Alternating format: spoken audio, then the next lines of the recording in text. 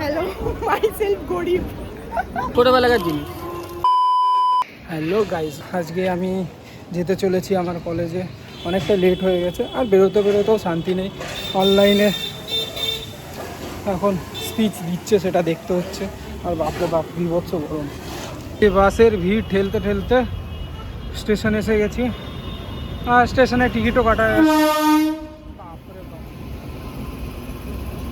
Bidhannagar station.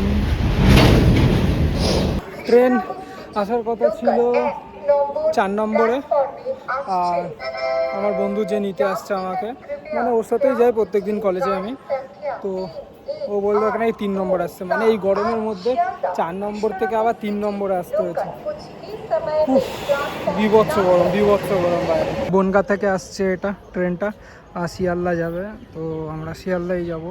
আমরা train থেকে নেমে চলে এসেছি, কলেজের দিকে যাচ্ছি। এটা হচ্ছে তোমার কোলে মার্কেট।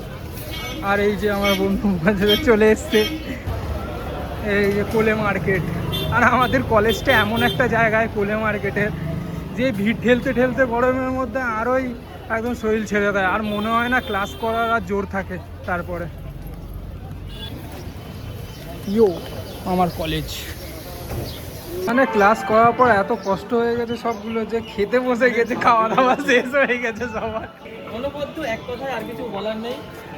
এই খাবার অন্য জায়গায় খাবারটা ভালো, খাবারটা ভালো বলিস। আর ও একটু লেটুস মানুষ আছে, ও আস্তে আস্তে একদম চেকে চেকে খায়। এই কি কন্ট্রিবিউশন করে কী সব নিচ্ছিস রে?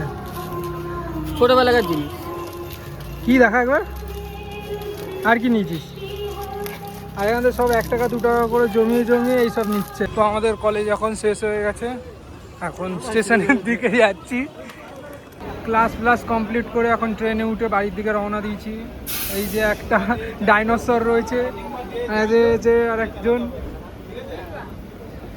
তুই ইন্ট্রোডিউস দে। হ্যালো, মাইসেলফ গরিব। ইউসেলফ গরিব। Road level. একদিন বাইক রাইডে যাবো আমিও। হ্যাঁ আসিস। খুব ইচ্ছা আমার যাওয়ার। এর বেশি আমি বলতে পারবো না ক্যামেরার সামনে। ঘুরিয়ে দে। কি 2 টাকার নেশা করেছিস তুই? কাকের মতো আওয়াজ হলো যখন আসলো না।